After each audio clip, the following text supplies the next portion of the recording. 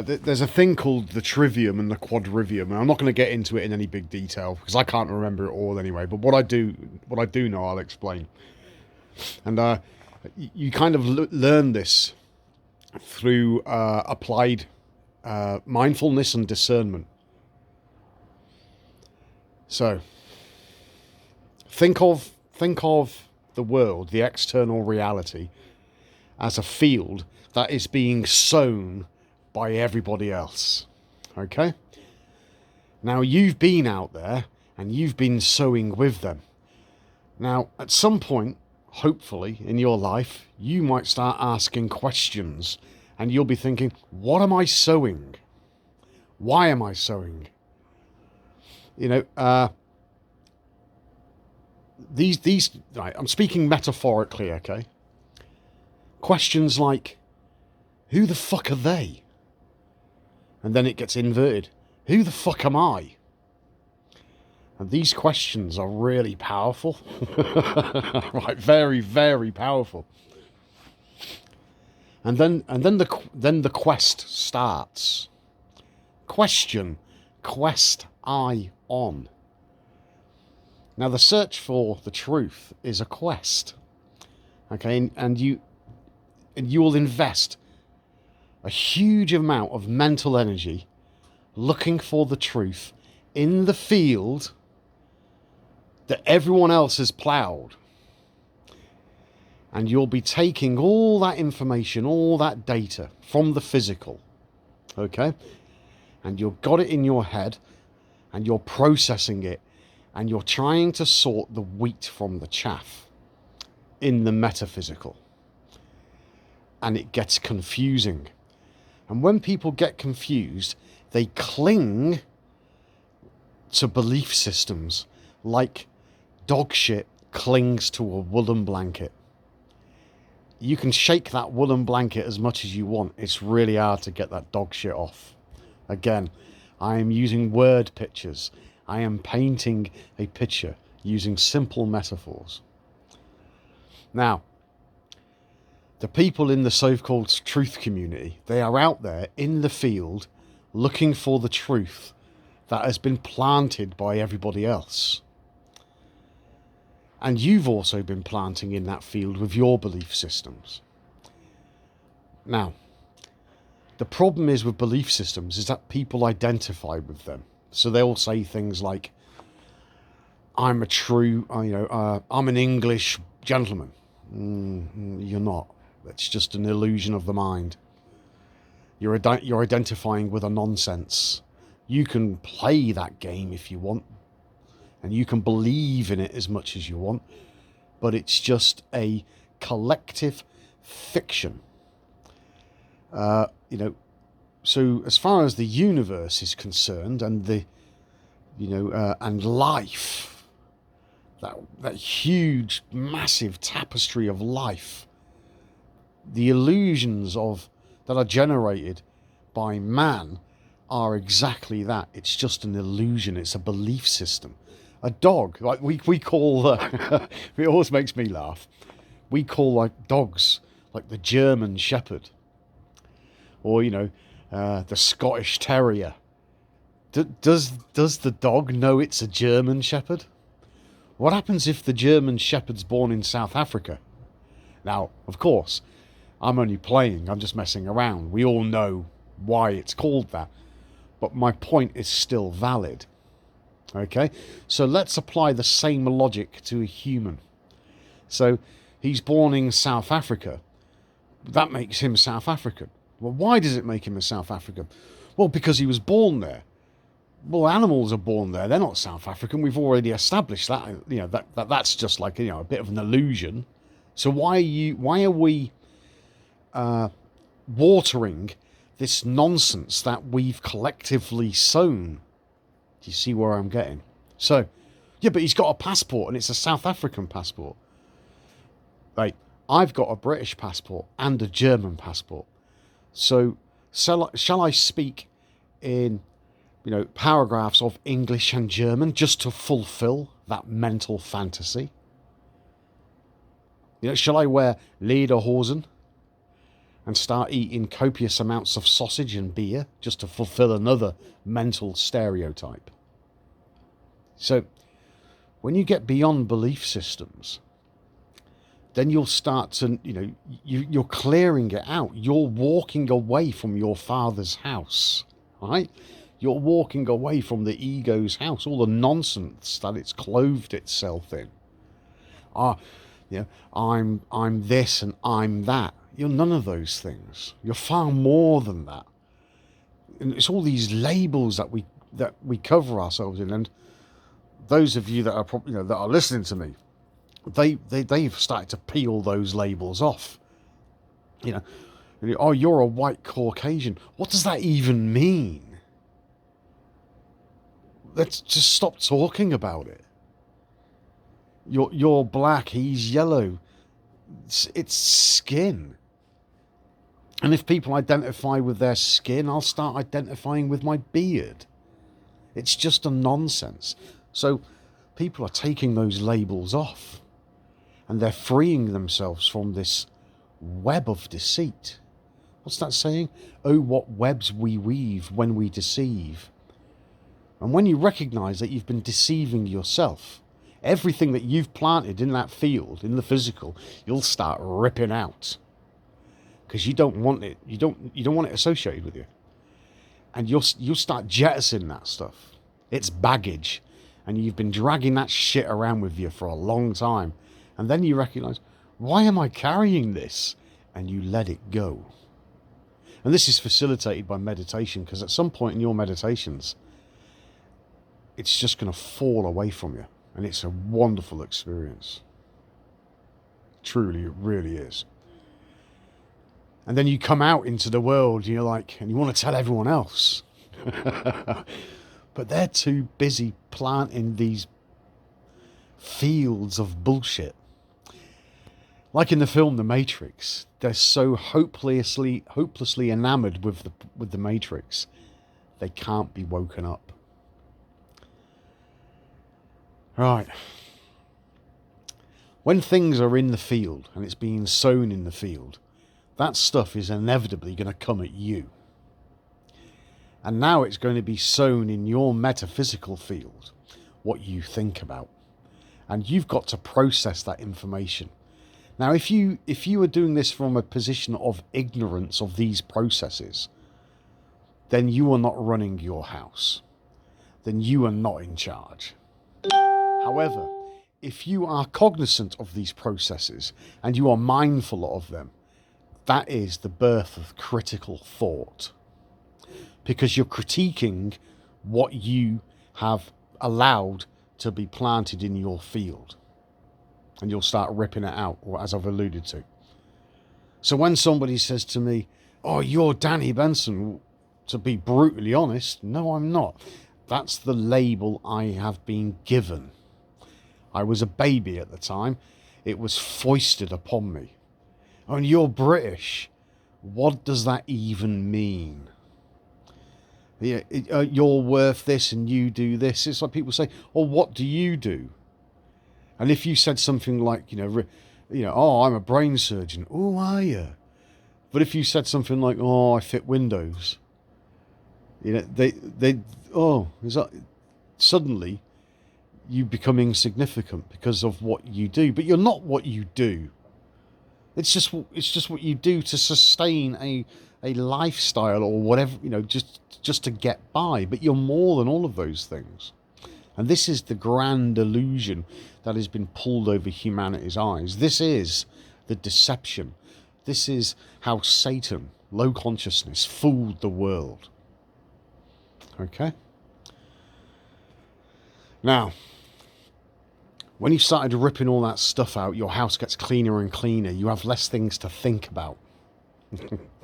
And things become clearer. Like that great song, I can see clearly now the rain has gone. All those thunderstorms and shit, all that crap's gone. And you can see clearly. Now, you're still going to be challenged by life, because that's the beautiful thing about life. You're going to have wonderful highs and you're going to have some lows, but you'll love it all, because that is the experience of life. And you'll be grateful for the great things that you're experiencing. And here's wisdom. You'll be grateful for the shit things you're experiencing. Okay? Because it's an experience. And you'll be grateful for it. And that's what it means to know. Because even when it's shit, you're not on your own. Okay? And there is a place of solace within that you can tap into quite easily. And it just lifts all that shit off you. And it's quite remarkable. Very profound, very difficult to describe. Now, so you've got the field that's been ploughed by everyone else. Then you've got your own individual field. You are experiencing a rise in your own consciousness, and you're ripping all this shit out that everyone else has planted in your field. But now you're going back into the physical. Okay? But you're taking with you your experience of your own metaphysical, and you are conscious of it. So now you are speaking your own truth. And what is your own truth? And your own truth is simply this. This is the truth that everybody seeks. I am that I am. And that's what you find in meditation. It's the most empowering thing. It's the most enabling thing. So you could be, a millionaire. You could be piss poor. Doesn't matter. You've transcended all of that. But you're now going back into the world with the physical, where you walk, with the metaphysical with you. And the combining of the two is like the expression of wisdom in the world. But the problem with it is that the people in the field that are still planting in the field, you will appear to be different. They can't cope with you. I have to speak from my experience. They can't cope with me. They try to put me in a box. Or you're just this. No, I'm not. Oh, you have to do this. Don't have to do anything. You can ask me if I'll do it, and I'll say yes or no. And they can't deal with that. Now that's autonomy. That's self-determination. And it's really powerful. So if you had a company, let's say you was the CEO and you had a company of 1,000 employees, and all of the employees are generally good, they work hard, and the company's doing well. But you're expecting a big order coming in 2 months' time, and you've got to clear some space on the floor. So you put the employees on overtime. And of course you're paying them, it's all above board. But half of the employees don't want to do it because they determine themselves. But they're doing it mindfully. But the other half are just going along with it because they just do as they're told, because they're obedient. They are obedient dogs. But you, the owner, wants that company. You need everybody on the shop floor. Instead of doing 8 hours a day, you need 12 hours a day. But half the company won't play the game, which means the company won't meet its deadline to achieve the incoming order. So you're scrambling, and you've lost half your manpower. They don't want to do it. So then you go up to them and say, "Look, I'll give you all money." And he's speaking to them as a group, as a collective. But they haven't had a meeting. They're not a collective. They're all individuals. Not one of them has spoken to each other about any of this. And they've all said no. But in the managers, they're ganging up on me. They're making my life difficult. I want them to do this and they won't do it. Why not? Why won't they listen to me? So he gets them all and he says, "Look, I'll give you all money. I'll give you more money if you do this." And none of them are interested in money. And they all say no. What can he do? The square root of fuck all. Because that's where the power is, you see. Because when you become in charge, and of yourself, and you're not bothered by consequence of, or threats or manipulations, financial coercion, blah, blah, blah, blah, you become autonomous.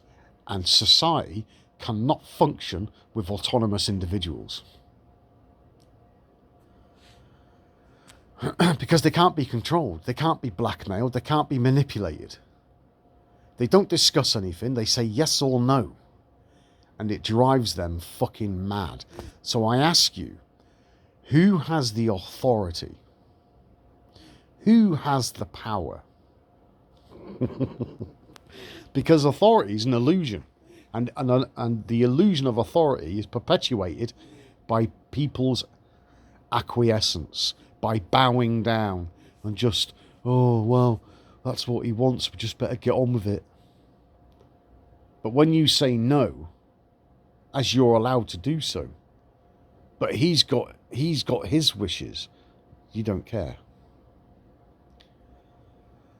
If you just take that simple story and apply it to global economics, global politics, what's going on? Does it look like the people are becoming more and more disobedient? They've had enough. They're sick to death of it. They've seen their fucking asses of being bullied, coerced, manipulated by idiots with lots of knowledge but no experience. So the individuals are withdrawing. They're setting themselves apart. Right? They're no longer ploughing that field. They're not planting anything in it anymore. They've lost interest in it. And the entire paradigm is going to collapse. So what does that mean? Economics is going to collapse. That means people aren't going to get paid. No pay, nobody works. Stuff doesn't get delivered. Fuel for logistic companies. Your shit doesn't get shipped. Shops run empty, etc., etc. Now the governments are trying to control all this, because they can study all this masses of data, and they understand full well what's going on with the collective psychology. So they're going to try and steer it, and they're going to promise everything just to maintain their grip. They will promise everything just to maintain control, just so long as the people don't realize who they really are. Because when the people wake up and realize who they really are, the people that think they're in positions of authority are going to be truly fucked.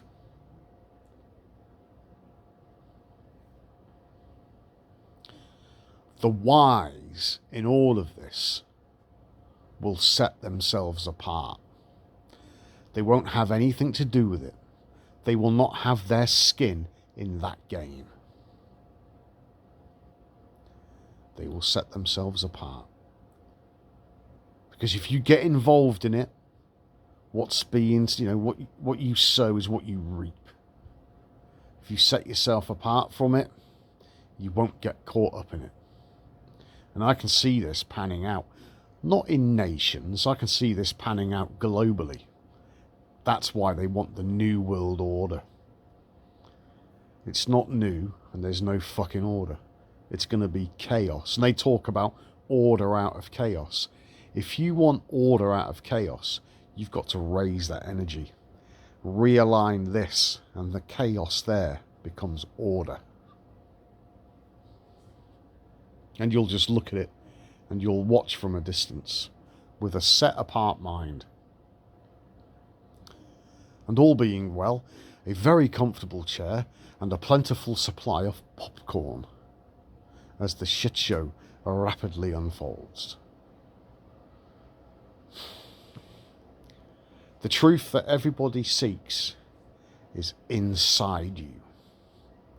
It's nowhere else. Because the bottom line is this: you are the truth. You have to remember that. And that's the question. That's the quest you are on. So it's about self-investigation, turning it inwards. Investigate. Invest. So you're investing, and going through that gate. Investigate. Words are wonderful things. But they can be used for good and evil, like everything in this duality. So you have to choose what side are you on. Everybody, well, no, that's actually incorrect. Those that raise their consciousness enough will be asked. And they will know they've been asked. I've no doubt about that. Okay.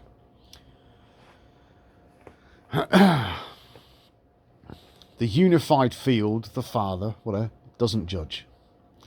It provides. It provides everything. But then it gets pissed off and destroys everything. The Father's slow to anger. So that's EMPCO, electromagnetic electromagnetic phase changeover event. But you need to experience that in here before it happens out there. Okay? As above, so below, as within, so without. And the other one is it's Jesus, right? Which is your own individual higher consciousness that judges. Okay? So he decides. Oh no, Jesus is going to judge me. No, it's your own higher consciousness watching you. That is the all-seeing eye. That is your big brother. And it's inside you. And everyone's looking at the government thinking it's them. That's the stage show. Don't be fooled. You meditate long enough and you will see the third eye. You will see the eye of Ra. And people will tell you, oh, that's evil. They'll tell you, oh, the Kundalini's evil. They've inverted everything. Turn everything around. They don't want you to know the truth. So they'll tell you things like, oh, the Eye of Ra's evil to make you go the other way. No fear.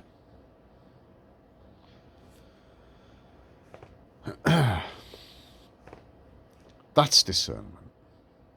To be able to see the stage so clearly. And chuckle to myself. I laugh a lot. And then I get exasperated because, why can't you see? Wake up, wake up.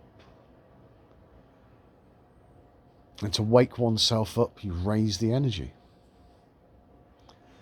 My next video will be about the rapture, which is a Christian dogma.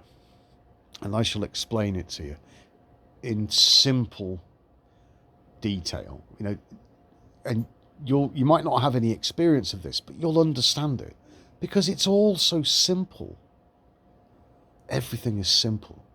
If it's complex, then somebody's pulling the wool over your eye.